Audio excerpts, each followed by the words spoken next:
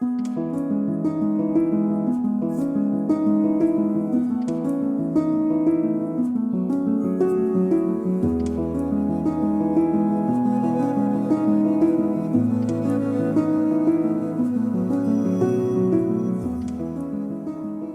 Mahoosuc Way it's kind of a play on words. It's both a way of orienting ourselves to the area and thinking about the principles that we should be upholding as we explore the outdoor recreation options in this area. It's a new way of thinking about what it means to be a visitor and a tourist. We call it the Mahoosuc Way because we want to demonstrate the way that we do things around here, respecting the land and making sure that you get to really know the place that you are visiting. And we really want to encourage that. I think if everyone can focus on what they love about this area and what brought them here in the first place, whether it's outdoor activities or the great people. The best thing about this area is that there is so much to do, and make time to try it all. Enjoy the area, help us take care of it so it lasts for generations. And talk to people and ask questions, get recommendations, and stay a little while. And then come back.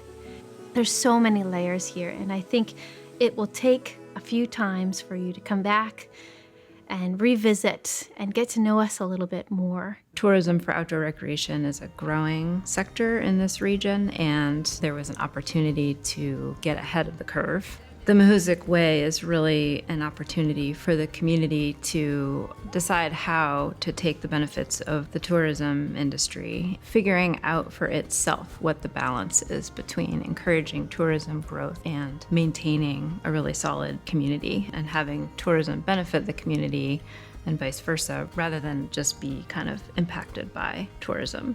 I grew up in Harrison, which was a tourist town. I just loved the day in the spring when the tourists started to come.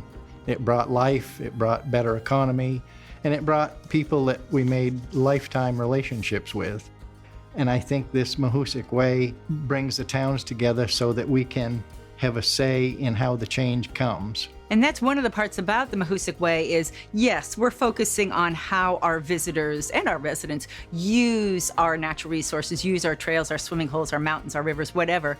But also, Mahoosuc Way is also thinking about the people who live and work here. How do we make certain that we can all still afford to live here, that our schools can support our kids, that people don't have to move away to get good jobs? So while it sounds as though in some of its iterations that we really are focusing on only the visitors, we really are focusing on the entire greater Bethel area to make it great for all of us.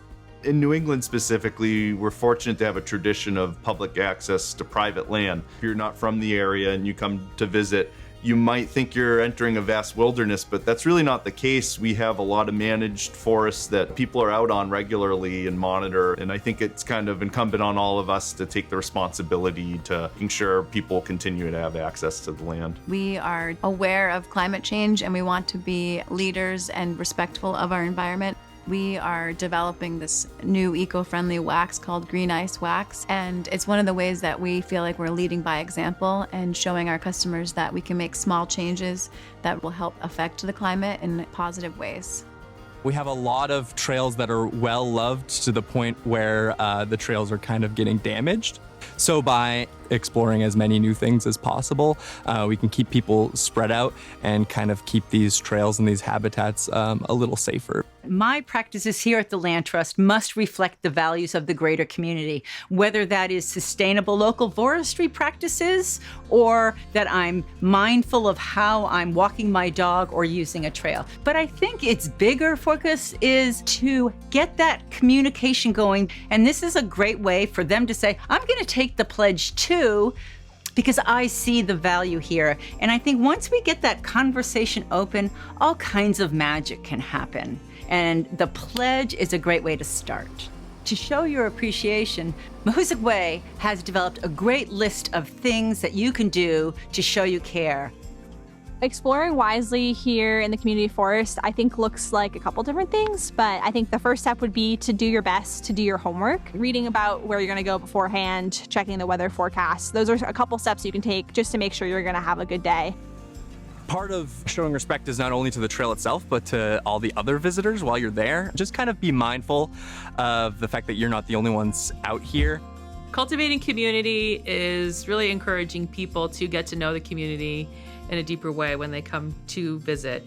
And it'll be rewarding for you as a traveler, as a visitor.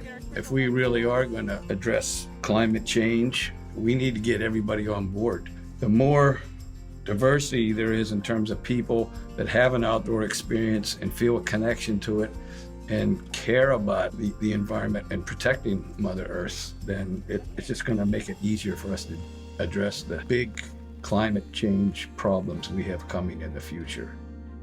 In terms of honoring the land, I think taking personal responsibility, whether you're a visitor or a longtime resident here, just being aware of your impact when you are going out to recreate, just being responsible in your actions. The overall message of the Mahoosuc Way is we can maintain community. We can maintain and build a place that really works for all kinds of people to live in, to work in, to be community members in, to be participants, while also continuing to nurture and encourage visitation to the place. That's a huge piece of the economy here, and to really be able to shape it as an economic driver that is productive and that is healthy and is helping and is integrated with the community and not separate from it.